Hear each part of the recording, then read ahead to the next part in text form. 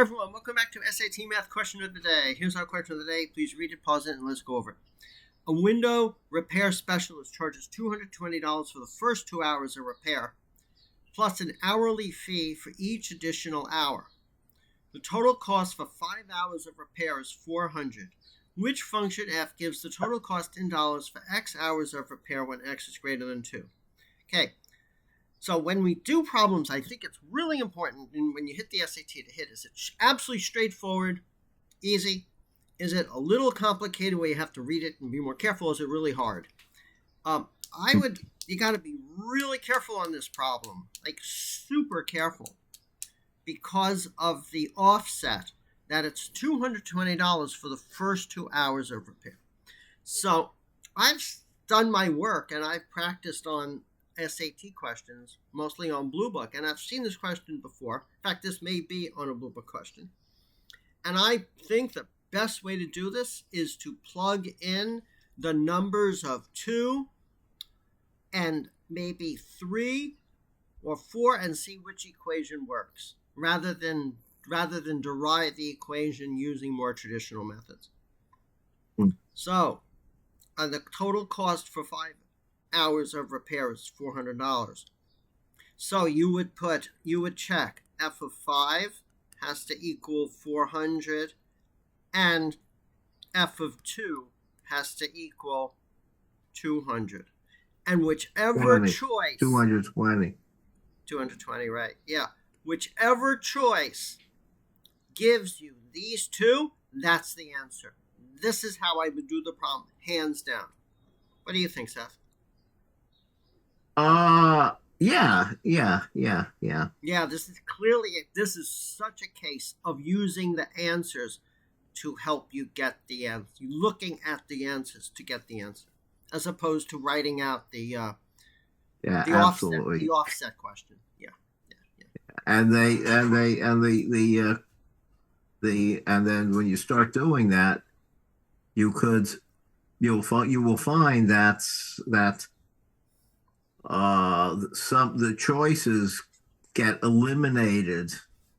Yeah. With single tests. Yeah. So go ahead and do it. Yeah. So I already knocked out C and D. To this one. How'd you knock out C? C because f of 2 is not 220. Okay. Good. Yeah. Did you ask me that question because you really didn't know, or because you were just asking it rhetorically to me? Oh, I didn't really know. Yeah. Wow. Okay. Good. Okay. Now A is possible. A is possible. A is not bad. And B is impossible, because if f of 2 is 220, then you already have the 220. So if you fast at this, the only choice is A. Now, okay. I must say a qualification here. You know what I think? I think this is actually from one of the Blue Book tests. So if this is not good, because if you're taking a Blue Book test, you may actually hit this question and then you're going to know how to do it. But really, this is such a beautiful example. If you've done enough Blue Book questions, if a question like this comes up on your real SAT, you'll know exactly how to do it. And maybe we shouldn't even grace ourselves with deriving it from scratch using the traditional methods. So it's a case of finding an equation given solutions. Yes, absolutely right. So it the equation is cost of repair equals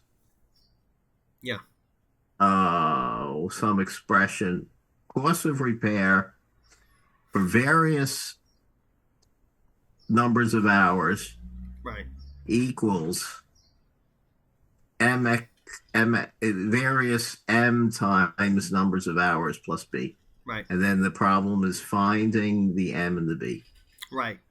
The only problem with this, and then you're told that the function has that form because because the pattern of the cost is, a constant amount for the first 2 hours plus a certain hourly fee for each additional hour. Yeah, but Seth, of course it has that form because that's the only form the answers have.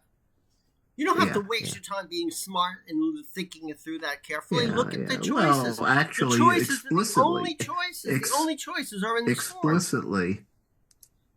Explicitly, f of x equals, okay, the hourly fee is m. So f of x is equal to m times x minus 2 plus 220. Right. When x, of course, is greater than or equal to 2. See, that's why this. It's actually it should be x. It's really it should be typically. Well, what if it's a fraction of an hour additional above 2? I don't know. Look, but anyway, so you can see that the m is the marginal cost per hour. We subtract 2 from x so that m is not multiplied by any of the time from the first 2 hours when x is greater than 2, and then 220 is the initial cost. Yeah, okay. Just really, if you see what's called an offset question, where there's an offset in the time or the x and the independent variable, do not do this stuff. Don't go there. Don't go there. It's too complicated. This is the same. It's equivalent to with a different the line, m. Seth, go above the line. Go above the line. You're below the line. Yes, sir. This is equivalent to a different m times x plus a different b. Right. Well, the bottom line in this question: be careful of offsets, as opposed to straight y equals mx plus b problems. In straight y equals mx plus problems, they give you 2 points. They say, I don't know, for 3 hours it costs $12. For 8 hours it costs $9. What's the relationship? There's no offset, and that problem is done differently. I mean, you could also do it the same if they give it. Actually, that's done the same. Yeah. Because they're interested in the formula only for x is greater than or equal to 2. Right. Yeah. I mean, there are 2 ways. So what you did was solve the problem where you thought about x always being greater than or equal to 2. You're given 2 x values and 2 corresponding cost values. Yeah, you plug them in and see which question works. Right. Please. If you see this problem on the actual SAT, strongly advised, just do it this way, and then it's not that hard of a problem. Yes, it's an easy problem. Okay, good. So, so now let us. What should we do? We'll do our 4 questions first, we'll do our 4 questions. You have calculator. No, of course, calculator. Hopefully, you don't need a calculator to do 60 times 5 and whatever. But if you do, that's fine. Well, some people, yeah. To start with the guess. Unbelievable. Of course you start with the guess. Of course you start with these. That's the whole point. In this particular type of question, you start with the answers and you test them. Is there a pattern in school? I mean, no. Is there a pattern to this question? Boy, the pattern to this question is just know that if it's an offset question, don't do it the normal way. I mean, I can't wait. I can't wait to see how they do it. Oh, I can't wait. I can't wait. Well, you are going to wait. You're to finish the 4 questions. I'm being dramatic. Now, what about the main idea in this question?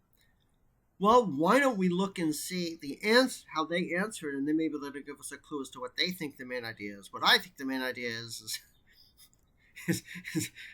recognize this question is an offset question, and this is how you do it. Um, be careful with these offset questions. I think the main idea is that fixed fee plus an additional fee for each hour is expressed by the MX plus B formula. Right.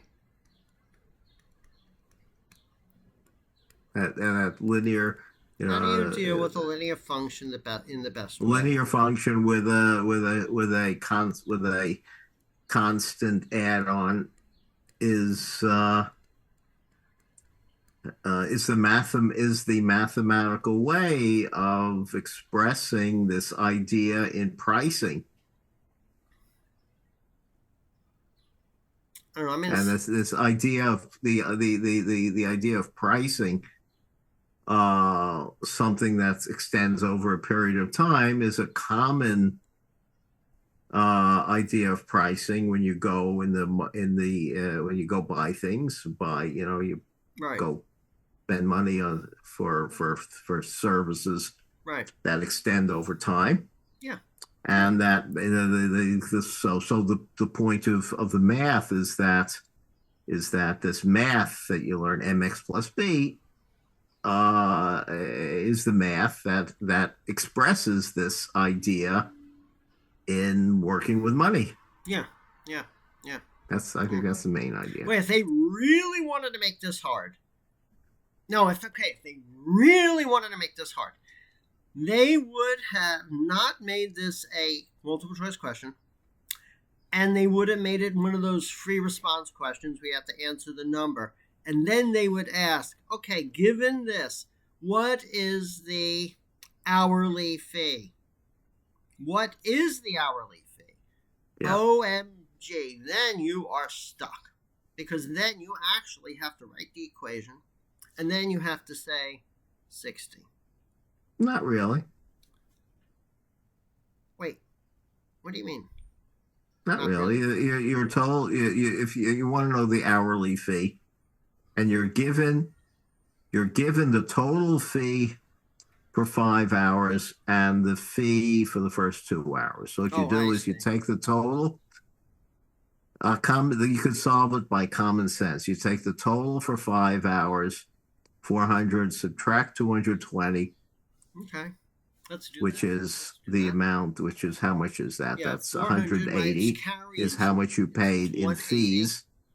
And the additional time from 2 to 5 is 3. 180 divided by 3 is 60. Good. I'm glad we did it. I'm glad we did the problem, because they could ask that. They could have asked that. Yeah. Yeah. So that you didn't have to derive the equation. If you did it right. That's how you would do it. You would just use common sense. Absolutely. Okay. But one of the things I was going to suggest, the main idea, but it's a cynical point of view, is how do you deal with a linear function in the best way for the SAT? Depends on how the questions, depends on every question, requires a slightly different method if on this test. Well, I say that the idea expressed by that is too general to be helpful. Yeah, your argument is good. Your argument is so in math. So there are some ideas that are valid. Yeah.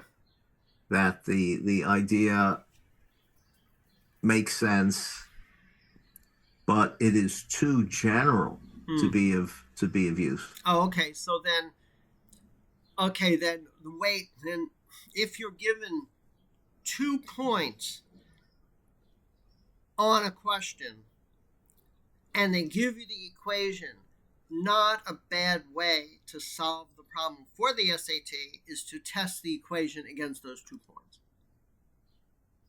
But it's not a very satisfying main idea, right? The idea is when the relation between 2 quantities is linear, the particular relation can be exactly determined by the data, by the data of two points. Yeah, but this is the backwards question. They give you the 2 when points. It's linear. They give you the 2 points, and they're asking you which equation makes those 2 points happy, essentially. Yeah. And then only when the equation has the linear form. Yeah. Only when the equation is determined by two numbers will the 2 points be adequate. So if you have an equation that's say has 3 parameters, and 2 points is not enough. Right.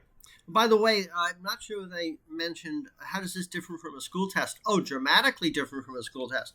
In a school test, this is what they would do. What is the function? What is the function? And they don't give you this. This is how it's asked, like in ninth grade. Yeah. And that is a tough problem because you have to be careful of the offset. And it comes down to what you let X be. X is the number of hours total as opposed to the number of hours above 2 hours. So there are different ways to do it from school. We don't need to do it, do we? No, we don't need to do it. Let's not do it. Let's go right into seeing. I can't wait. My wishes will be now met. How did they do it? Okay, the big reveal. Oh, there we go. Answer is A. Okay, so look at that. We actually got it the same way they did. Oh my God, what do they do? What are they doing? What are they doing? This looks like a long answer. It's given that the window has two... Wait, they didn't just say test the points. What? They didn't say just test the points. What is this? What is this? This is crazy. The way to do this problem is to test the points.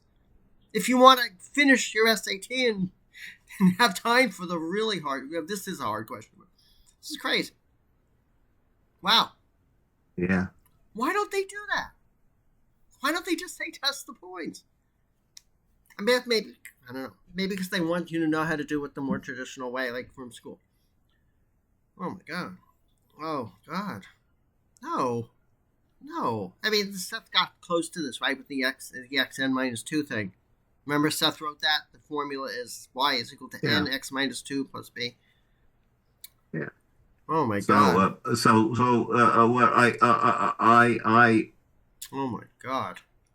Oh my God. I explained what they explained later. Yeah. Because what they explained justifies the fact that the equational model for this sort of pricing is mx plus b. But what Joel and I did was, having justified that the 4 choices they gave are of the form that the function is, having justified that yourself, just checking at 2 points is good enough to pick which one is the answer. Now, however, the SAT question is not asking you to justify that the choices that the SAT gave are valid. Right? The choices the SAT gave were the only choices they gave you. Right.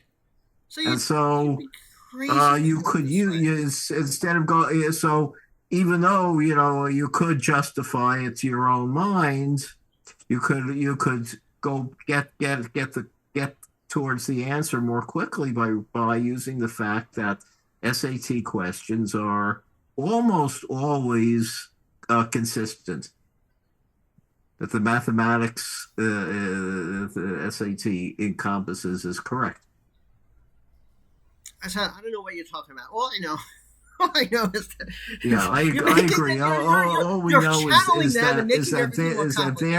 is that their calculation is not the best way to solve this problem. That's an understatement of the week. That's an understatement of the week. So what do you do if you're studying for this SAT? Take the Blue Book questions. But okay, I guess if you're lucky enough, this is really obnoxious to say, I'm sorry. If you're lucky enough to have watched this video, now you know how to do a multiple choice offset problem on the SAT. Not this way. When there is an offset in the independent variable, test the answers. Okay? If there's not an offset, where they just say 2 points like X, like give you 2 points, 3, 8, and 9, 7, and they want to say, okay, write the equation. Fine, go ahead. You have to do it the more traditional way, right? Or they ask you something, right? Or they give you the equations. You can also test it. But in an offset problem, no way. Test the answers. No. So just be ready for that. I mean, the SAT, yeah, and the SAT, we've heard a lot of, sometimes the questions actually on the real SAT really do model the Blue Book questions. So it's possible you may get a question just like this, just with different numbers. And this is a nasty question. You will blow so much time doing it this way. Yeah. So anyway, okay, I think we've dissed this enough. We've dissed the College Board enough and made our point. And even if you have this question as a multiple choice question, they give you 2 points, 3, 8, and 9, 7. What's the equation between the points? They'll give you four choices. Just test the points, 3, 8, and 9, 7, and see which equation works for both of them. And then you got it. Not a bad way to do it. Not a bad way. Okay, hopefully everyone got something out of this. So I'm Joel. I have a PhD in mechanical engineering. My brother says a PhD in math. And we are here to hopefully offer different approaches. We certainly are a different approach from their answer for doing SAT questions. We often come with different approaches. Today we agreed with the same approach. And just study, just take the Blue Book tests. That's probably the best way to deal with the new digital SAT. And be ready for hard questions. We've heard that the hard part of the math is often harder than the Blue Book tests. So really take very seriously the harder questions. And that's what we're doing now. We only look at hard questions these days. We have these questions that the SAT offers to educators. We're bringing them up and we're going over them. But the caveat that some of these questions may actually appear on a Blue Book test. Okay, I guess that's it for today, right? And then if you want to bone up on any particular topic, go to the Khan Academy and practice on any one particular topic if you feel like you're weak on that particular topic on the SAT. And some of these questions may show up in your school. Oh, yeah. If your teacher uses this resource from the College Board. Well, it's very likely that most people in Algebra 1 have seen this exact question, except they had to actually write the equation. It's very, very common question. And it's almost always, it's very common.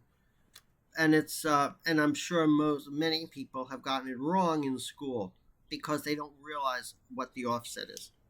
It's a very, very common question. It's one of the harder questions you can get in Algebra 1. Yeah. Yeah. So, and in Algebra, do they give a rating? Here. What's the? Yeah, this is hard. This is the most. Oh, it's a hard question. Okay. The College Board has rated this as the most difficult level of an algebra question.